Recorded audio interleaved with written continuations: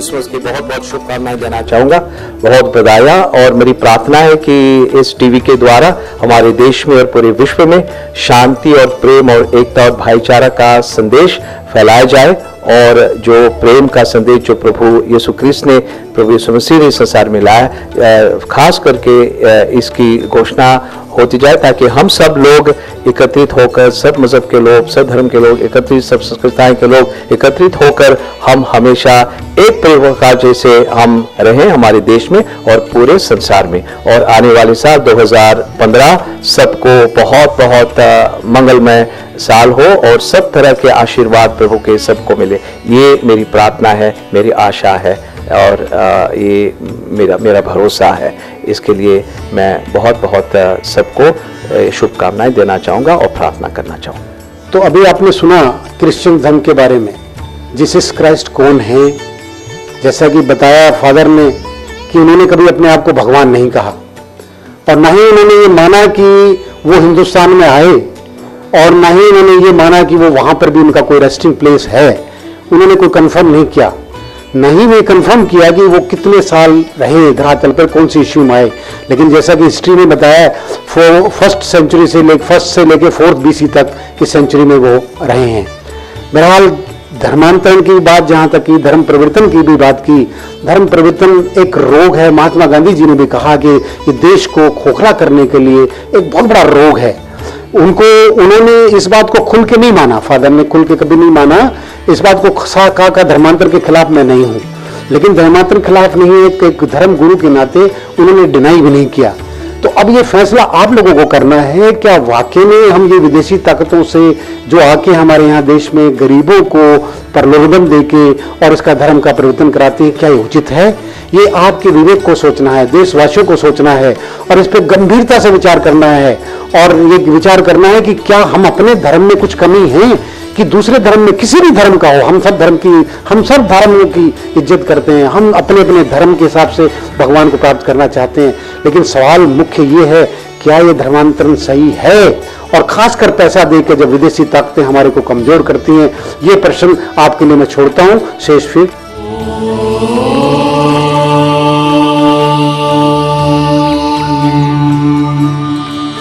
नमस्कार, मैं बेनी आपका अपने इस कार्यक्रम में हार्दिक अभिनंदन करता हूं। जैसा कि आपको पता है कि हम अपने इस कार्यक्रम में धार्मिक गुरुओं के अलग अलग धर्म के बारे में चर्चा करते हैं। हम अपने देश में चाहते हैं कि विभिन्न प्रकार के जितने भी धर्म हैं हमारी या धर्म संस्थाएं हैं, उनके बारे में हमें जानकारी मिले और दर्शकों को ये मालूम हो कि वाकई में भगवान की सुख शांति या उपासना या पूजा पद्धति क्या है। हम आज इस विषय में ब्रह्म कुमारी जी के बारे में, ब्रह्म कुमारी क्या सेक्ट है, क्या ये भगवान की उपासना, ब्रह्म की उपासना या कोई एक सोशल कार्य के बारे में बताते हैं, या भगवान की उपासना के बारे में बताते हैं, या ब्रह्म से आपका योग संयोग कराते हैं। इस विषय में बहुत सारी भ्रांतियां हैं हमारे देश में। अलग अलग जगह हैं जहां लोग जाते हैं और अपने सुख शांति के लिए जाते हैं। तो यहाँ भी क्या ब्रह्म कुमारी में ऐसा कौन सा एक पूजा पद्धति है जिससे कि शांति मिलती है? ऐसा मान्यता है कि यहाँ पर ब्रह्म कुमारीज में कि उनको ज्वाइन करने के बाद में आजीवन ब्रह्मचारी का पालन करना पड़ता है। उनके अपने प्रिंसिपल्स हैं, उन्होंने किस प्रिंसिपल पे क्यों, कौन कौन सी आचार उनकी संहिता है, उनके कौन से नियम हैं। आज इन तमाम बातों के लिए चर्चा करने के लिए हमारे बीच में दीदी हैं। दीदी एक मिनट होल्ड करना, मैं नाम नहीं पूछा। योगा केंद्र। इन तमाम बातों पर विचार करने के लिए आज हमारे बीच में हैं ब्रह्म कुमारी पुष्पा दीदी, कोलबाग की अध्यक्षा हैं, और वो बताएंगे हमें कि ब्रह्म कुमारी क्या है और इसकी क्या क्या विशेषताएं हैं। आइए हम जानते हैं। दीदी, आपका हार्दिक अभिनंदन है हमारे इस कार्यक्रम में। मैं आपसे जानना चाहता हूं सबसे पहले कि ब्रह्म कुमारी क्या ये धार्मिक संस्था है या एक सामाजिक संस्था है? प्रजापिता ब्रह्मा कुमारी ईश्वरीय विश्वविद्यालय एक अंतर्राष्ट्रीय आध्यात्मिक नैतिक शिक्षण संस्थान है। यहाँ पर आने वाले सभी भाई बहनों को हम ये आध्यात्मिकता और नैतिक बारे में समझ देते हैं, ज्ञान देते हैं कि आप जीवन की सत्यता को पहचानो। इस इंस्टीट्यूशन का लक्ष्य है एक श्रेष्ठ समाज का निर्माण करना, ऐसा समाज जिसमें हर मानव चरित्रवान हो, उसके जीवन में शांति हो, प्रेम हो, भाईचारा हो। क्योंकि हम सब समझ रहे हैं कि आज संसार के अंदर जो अशांति है, समस्याएं हैं, दुख है, उसका मूल कारण वास्तव में यही है कि जीवन से नैतिकता खत्म होती जा रही है, मूल्य खत्म होते जा रहे हैं। मनुष्य के अंदर एक दूसरे के प्रति वो श्रेष्ठ भावनाएं, सहयोग की भावनाएं, प्रेम की भावनाएं नहीं रही हैं। मनुष्य स्वार्थ के वश बहुत से गलत काम भी कर बैठता है। आज पारिवारिक में भी और समाज में भी ऐसी ऐसी समस्याएं हैं जो परिवार टूटते जा रहे हैं, और समाज में भी धीरे धीरे समस्याएं बढ़ती जा रही हैं, कलह कलेश बढ़ता जा रहा है। तो वह तब सब सॉल्व हो सकता है जब हम पहले व्यक्तिगत स्वयं पर अपना ध्यान दें।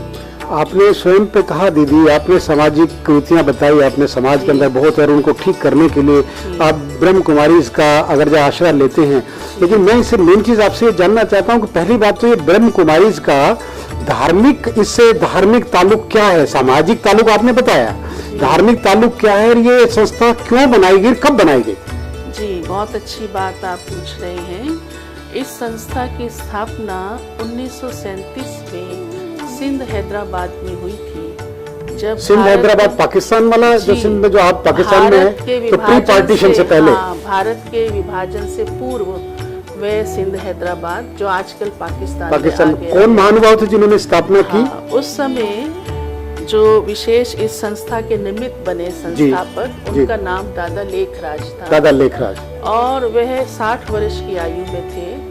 क्योंकि संसार की परिस्थितियां तेजी से गिरावट की ओर आने जा रही थी, और वो ऐसा एक दौर चल रहा था जबकि रिसर्च चल रही थी एटॉमिक पावर की, पर बाहर आउट नहीं हुई थी।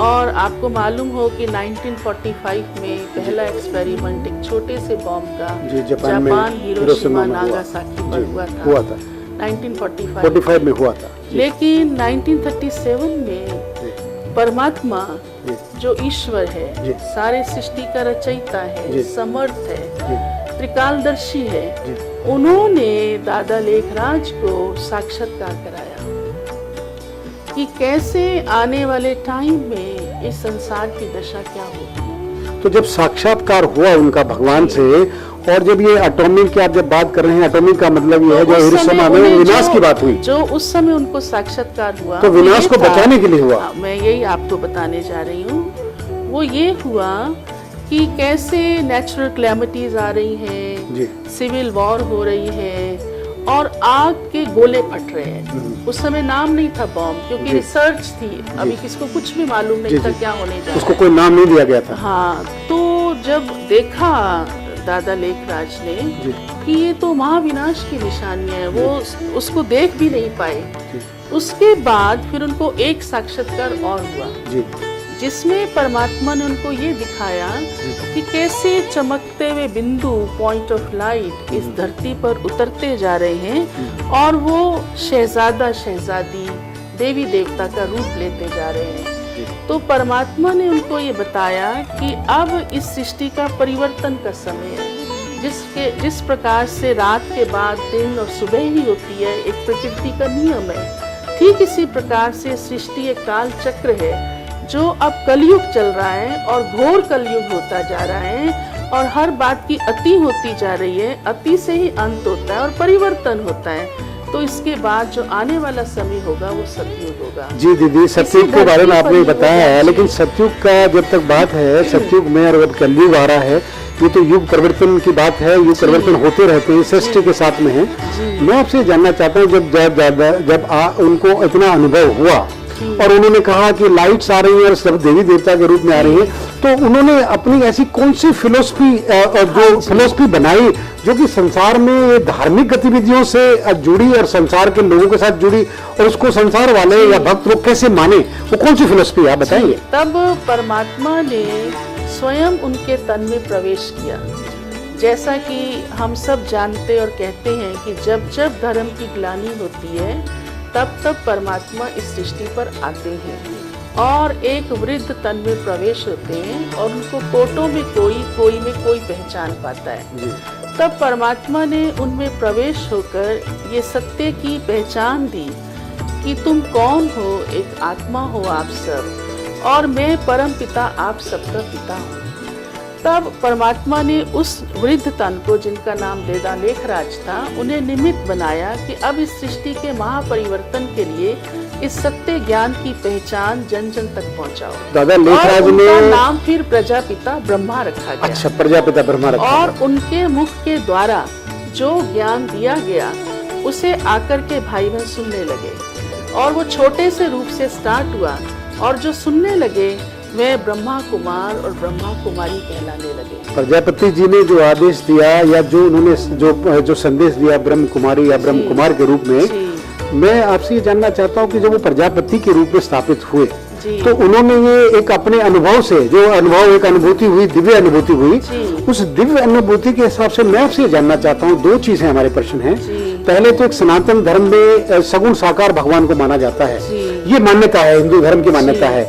और यहाँ पर जब एक व्यक्ति विशेष को दिव्य अनुभव होता है तो वो भी एक लाइट के रूप में आता है। अनुभव कराने वाला, साक्षात्कार कराने वाला स्वयं परमात्मा, उन्होंने आकर के वो ज्ञान उनके तन में प्रवेश होकर के दिया। वही मैं पूछना चाहता हूँ कि क्या फिर वो सगुण साकार भगवान की उपासना बताते हैं या क्या अपनी बात बताते हैं? नहीं, अपनी नहीं सुनाते, क्योंकि परमात्मा एक है, ईश्वर एक है, हम सब जानते हैं। लेकिन सगुण साकार रूप में है या निराकार रूप में? वो निराकार रूप में स्वयं, क्योंकि वो अजन्मा है, अशरीरी है, जन्म मरण के चक्कर में नहीं। शास्त्रों में तो ये भी बताया गया दीदी कि वो सगुण साकार भी है, वो निर्गुण निराकार भी है, वो ऊपर भी है, वो नीचे भी, वो सर्वत्र भी है, सर्वत्र सदा है। तो उसको खाली निर्गुण मानना तो एक लिमिट में बांधना होगा। तो आप क्या कहना चाहेंगे? इसके लिए हमारे ईश्वरीय ज्ञान की क्लासेस हैं जिसमें हम सारा विस्तार बताते हैं कि आत्मा क्या है, परमात्मा क्या है, ये सृष्टि चक्र क्या है, और समय समय पर देवताओं ने जन्म लिया, महात्माओं ने जन्म लिया, बहुत श्रेष्ठ आत्माओं ने जन्म लिया, और कैसे सृष्टि धीरे धीरे गिरावट की ओर आती है। वो हमारा 7 दिन का कोर्स होता है। लेकिन 7 दिन के कोर्स में दीदी जो ज्यादातर आपके यहाँ पे जो बताया गया है, जो मुझे जानकारी मिली है कि आप राजयोग को सबसे ज्यादा मानते हैं। तो राजयोग को, यानी कि योग के साथ जो भी अनुभव है, तो इस राजयोग का क्या रहस्य है? क्या यही सर्वोच्च प्रिय है या इससे भी ऊपर कोई और चीज है? राजयोग का मेन अर्थ ये है कि हमारा मन और बुद्धि एक परमात्मा के साथ होना चाहिए। योग अर्थात कनेक्शन। किसका कनेक्शन किसके साथ? आत्मा का कनेक्शन परमात्मा के साथ, क्योंकि आप भी एक आत्मा है, मैं भी एक आत्मा हूँ। जो भी मानव इस संसार में है उनके अंदर आत्मा है, तभी ये जीवन चल रहा है। और आत्मा परमात्मा की संतान है, क्योंकि परमात्मा सुप्रीम है, जो हम सब आत्माओं का पिता है। और वो इसीलिए सुप्रीम है क्योंकि वो हमारी तरह जन्म नहीं लेते। जो जन्म लेता है इस सृष्टि पर, वो शरीर के बंधन में आता है, पर काया के 5 तत्वों के बंधन में आता है। लेकिन परमात्मा शरीर नहीं लेता, वो अजन्मा और अशरीरी है, इसलिए वो निराकार अर्थात पॉइंट ऑफ लाइट है। दीदी आपने तो राजयोग का यही अर्थ है कि आत्मा का परमात्मा के साथ संबंध, मिलन अथवा योग, और इसलिए इसको राजा कहते हैं, राज कहते हैं कि ये योग सबसे सुपीरियर, सुप्रीम है, क्योंकि परमात्मा के साथ मन लगाते हैं। लेकिन परमात्मा के साथ दीदी जैसे आपने बताया, राजयोग का परमात्मा के साथ संबंध होना जीवात्मा का।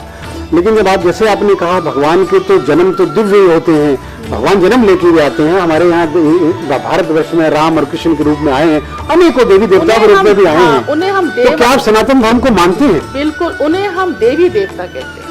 देवी देवता और भगवान में क्या फर्क है? हाँ, देवी देवता मीन्स जो डिवाइन है, प्योर है, लेकिन वो है क्रिएशन ऑफ गॉड। लेकिन ऐसा माना जाता है भगवान कृष्ण के तो सब अंश हैं, भगवान राम के तो सब अंश हैं, तो देवी देवता भी उनके अंश हैं। राम ने भी शिव की पूजा की, कृष्ण के लिए भी कहा जाता है गोपेश्वर, गोप के भी ईश्वर, अर्थात राम, श्री कृष्ण, अन्य भी जो देवी देवता हैं, उन सबके भी ऊपर सुप्रीम पावर है, जिसको गॉड कहा जाता है, ईश्वर कहा जाता है, अल्लाह कहा जाता है, और इसीलिए कहते हैं गॉड इज वन, ईश्वर एक है।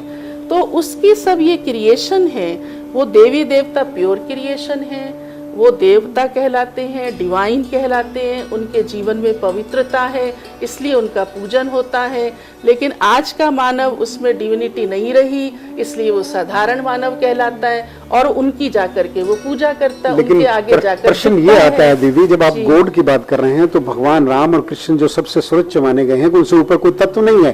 लेकिन आप जब बात कर रहे हैं गॉड की, भगवान की, मान लीजिए वो सुपर पावर कोई है, क्या उससे भी ऊपर कोई है? उसका नाम कोई किसी नाम से, किस नाम से जाना जाता है? इसीलिए आप देखेंगे राम ने शिव की पूजा क्यों की? जरूर जिसकी पूजा की जा रही है वो उससे सुप्रीम है, और वो सुप्रीम पॉइंट ऑफ लाइट, जैसा कि मैं आपको पहले भी बता आई हूँ, उनका जन्म नहीं होता और उनका नाम शिव है। और शिव इसलिए है क्योंकि शिव का अर्थ होता है कल्याणकारी। लेकिन दीदी मैं आपसे बीच में आपको मैं पूछना चाहूंगा कि अनंत कोटि ब्रह्मांड हैं, अनंत कोटि ब्रह्मांडों में एक एक शिव है, एक ब्रह्मा है, एक विष्णु है, और अनंत विष्णु है, अनंत ब्रह्मा है, और सबके जो उनके भी ऊपर एक महाविष्णु है जिनको हम नारायण भगवान कहते हैं, और वो भी भगवान श्री कृष्ण के अंश हैं। तो आप शिवजी भगवान को भगवान क्यों कह रहे हैं? वो तो उनके अंश ही हैं। नहीं, उन सबसे ऊपर सुप्रीम पावर शिव इसलिए है क्योंकि वो किसी का अंश नहीं है, वो वास्तव में अनादि है। उनका कभी ना आदि हुआ ना कभी अंत हुआ, वो एक सुप्रीम पावर है, इसीलिए वो गॉड है, इसीलिए वो ईश्वर है, इसीलिए वो सर्वशक्तिमान है। तो क्या आप शिव की शिवालय आपने बनाए अपने आश्रमों में? आपने शिवालय बनाए या शिव की पूजा होती है? हाँ जी, मैं बताती हूँ, क्योंकि वो शिवालय उनकी यादगार है जो ओवल शेप रखी जाती है। उनका जो ओरिजिनल फॉर्म है वो पॉइंट ऑफ लाइट है। और तो आप उसको शिवलिंग की पूजा ना करके, नंदी भगवान की पूजा ना करके, ओनली पॉइंट ऑफ लाइट की पूजा करते हैं? जो रियल रूप है उनका वो पॉइंट ऑफ लाइट है। जैसे आज